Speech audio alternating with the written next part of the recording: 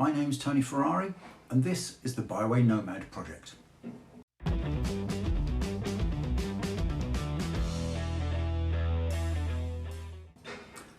Okay folks, a bit of a different subject today and I'm asking for some immediate action from you.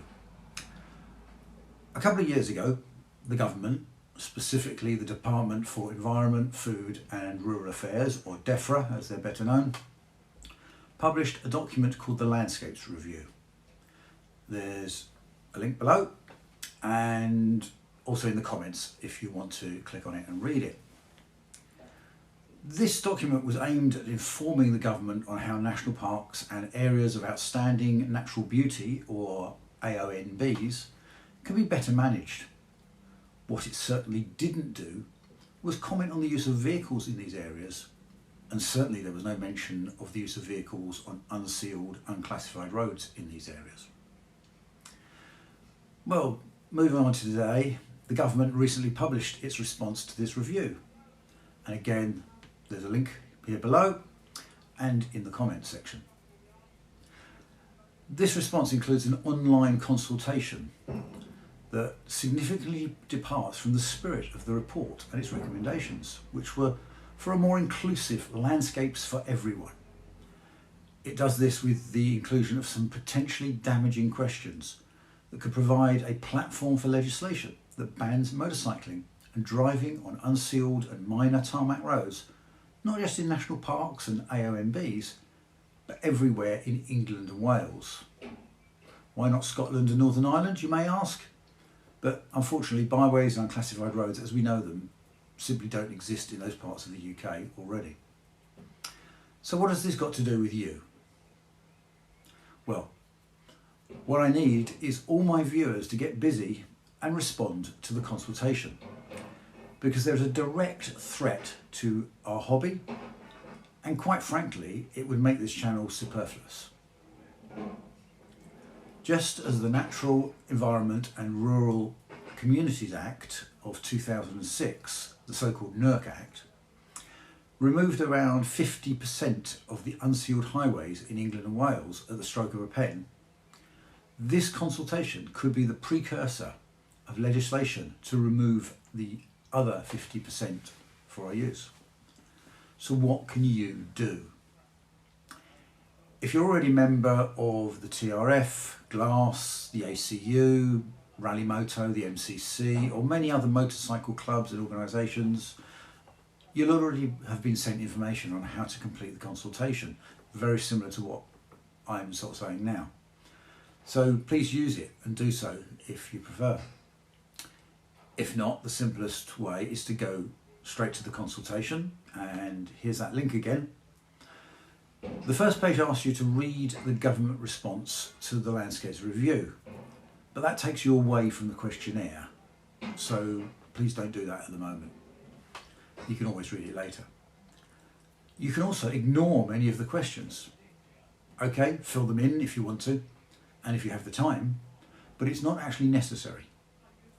Now you will need to fill in your name, your email, your location and who you are, so tick member of the general public for question 5.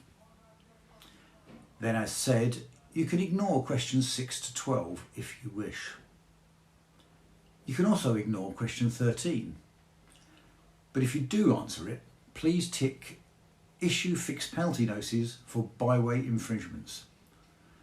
Do not tick issue traffic regulation orders, or TROs, to control the amount and type of traffic on roads, as this is the current way of banning trail riding and we certainly don't need more TROs. The first question that is of great concern is question 14, which asks, should we give national park authorities and the Broads Authority and local highway authorities additional powers to restrict recreational motor vehicle use on unsealed routes? Well, the answer is quite clearly no. You can tick that, but there's also space to give reasons. Please do comment and stress your interest in trail riding. Describe what you like about going into the countryside and by 4x4 or motorbike and what it means and what benefits you gain from it. If, like me, you have a disability that restricts your ability to walk any great distance, please say how you use your motorbike or 4x4 to continue accessing the countryside, and that you could not do so otherwise. Make sure you advocate for access by all without prejudice. And also, you can point out what you spend in these areas on fuel, food and accommodation when you go trial riding across the country. This is income that will be lost to garages, shops, cafes, hotels, B&Bs in these rural areas. And indeed the impact it will have on the UK in general in the loss of income for manufacturers of bikes, especially the emerging electric bike manufacturers, as well as equipment, spares, clothing, etc. Not to mention the effect it's like to have on trail bike values, as they will effectively become superfluous in the UK. Question 15 states, for which reasons should National Park authorities, the Broads Authority and local authorities exercise this power? Select all that apply. This of course assumes you have answered yes to the question 14, so best left blank. Or you could, under the section that says other, please state, say that you do not agree with these potential powers.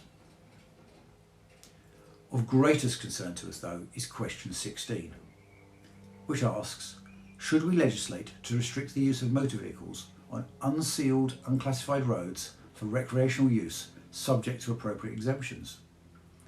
The first suggested answer to tick is yes, everywhere. Yeah, you heard that correctly. A complete ban on trail riding and driving across the whole country. So once again, the answer for us is a definite no. Again, you can give reasons, like in question 14 above, but this time maybe stress more that not only would this deny you access to national parks and AONBs, but to the countryside generally.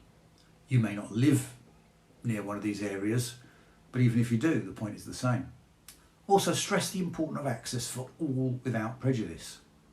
Again, why does the government feel it acceptable to discriminate based on our chosen method of accessing and using and enjoying the national parks and areas of outstanding natural beauty, or accessing the countryside in general?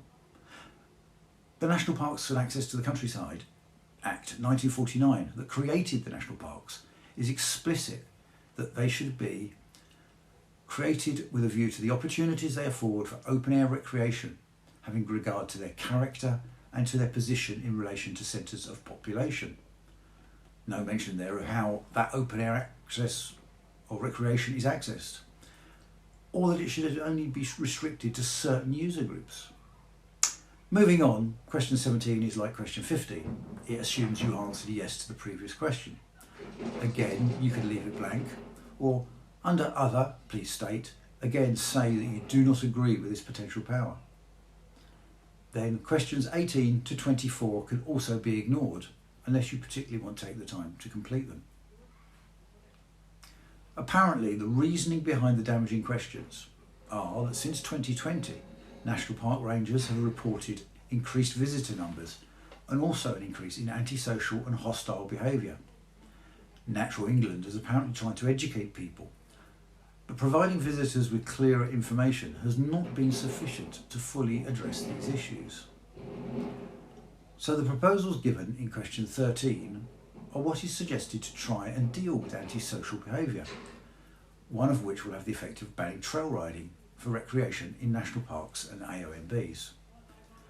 How this can then be expanded to question 16's proposal of a nationwide ban is beyond belief to me. This is grossly unfair, as it will simply target the law-abiding trail motorcyclist or 4x4 driver, while the illegal antisocial element will continue to ignore the ban, as they do now. The powers that already exist are simply not enforced. This is a result of inadequately resourced police and ranger services, not due to the actions of the law-abiding majority. We are carrying out enjoyment of the countryside in our chosen way. Therefore, I feel the potential ban is also doomed to failure. As I said, it will be ignored by that antisocial minority. Thank you for your help, And if you didn't get the details or the links, my entire draft script is repeated in the comments below. Yeah, I might have ad-libbed a bit here and there, but it's essentially what I've just given you. Thank you for taking the time to watch. Please do respond to the consultation. And of course, don't forget to hit that subscribe button. I'm Tony Ferrari, and this is the Byway Nomad Project.